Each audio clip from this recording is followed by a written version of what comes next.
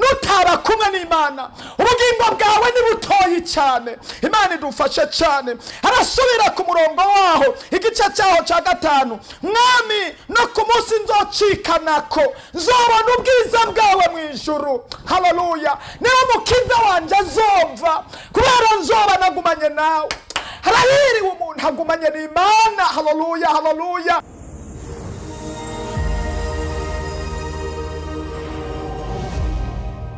Turabahaye ikaze mwese abakunzi b'ikiganiro gusenga guhindura ibintu. Jewe ndakibashikiriza nkaba nitwa Pastor Nduwimana Joseph. Namashimwe n'umunezero, numva mfise umunezero mwinshi cyane gusubira kuvugana namwe ibijanye n'ijambo ry'Imana, cyane cyane muri uyu mwaka mushasha.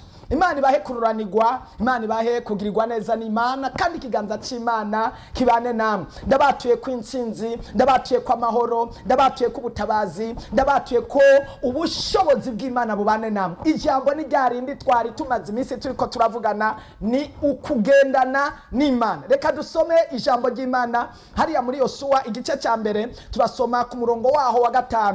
Reka dusome ijambo ry'Imana. Nta muntu numwe azoshobora kuguhagarara imbere imisi uzomara ukiriho. Nkuko nabanye na Mose niko nzobana nawe. Shikama ushiramanga kuko ari jewe nkwibaririye nti shikama. Haleluya. Imana ishimwe, Imana nihabwe icubahiro. Ryari rijambo nagomba ko dusangira. Tumaze imisi turiko turavugana ngo ugendane n'Imana, kugumana n'Imana, kugendana n'Imana, kubana n'Imana. Haleluya, haleluya. Twatanguye ku majambo tubona abigishwa babiri bagendanye na Yesu, ntibamenya ko bariko baragendana na Yesu, mugabo bagobera Yesu ngo agumane nabo. Bamenye ko kugumana na Yesu birimwo ubushobozi bwinshi, bamenye ngo kugumana na Yesu birimwo intsinzi ikomeye. Iri jambo ry'Imana, Imana ibwira Yosuwa, iramubarira ngo nta muntu numwe niwagumana nanje azoshobora kuguhagarara imbere ngo ahagarike imigambi yawe, ngo ahagarike misiyo yawe, ngo ahagarike imibereho yawe.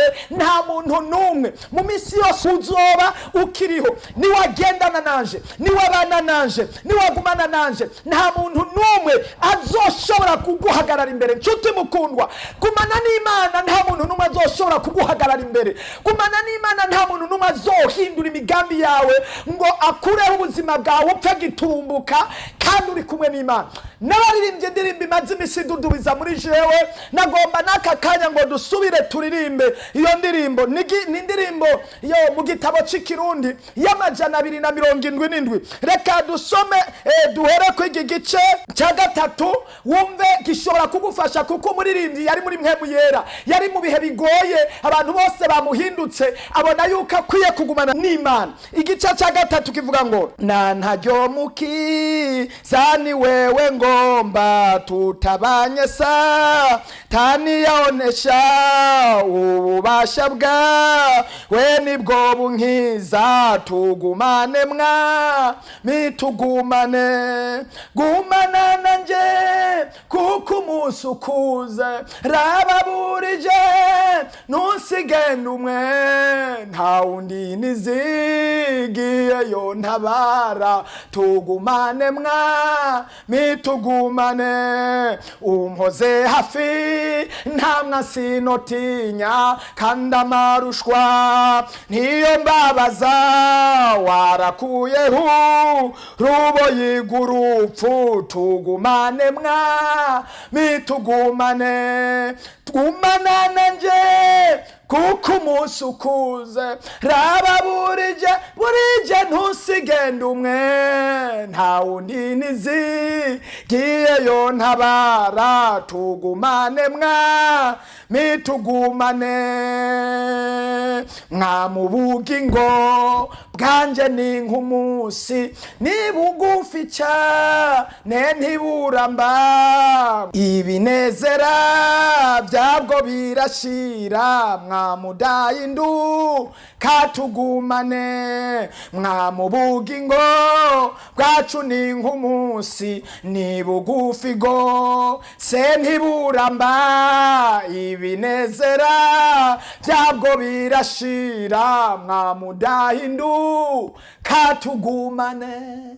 Haleluya. Ararimba ngo gumana nanje mwana, niho nomara iminsi miremire, niho noshikama ntari kumwe nawe, ubugingo bwanje ni bugufi. Mana idufashe, nutaba kumwe n'Imana ubugingo bwawe ni butoyi cyane. Imana idufashe cyane. Arasubira ku murongo waho igice cyaho cya 5, mwami no ku munsi nzocikanako nzobona ubwiza bwawe mu ijuru. Haleluya. Niho mukiza wanje azova, kubera nzoba nagumanye nawe.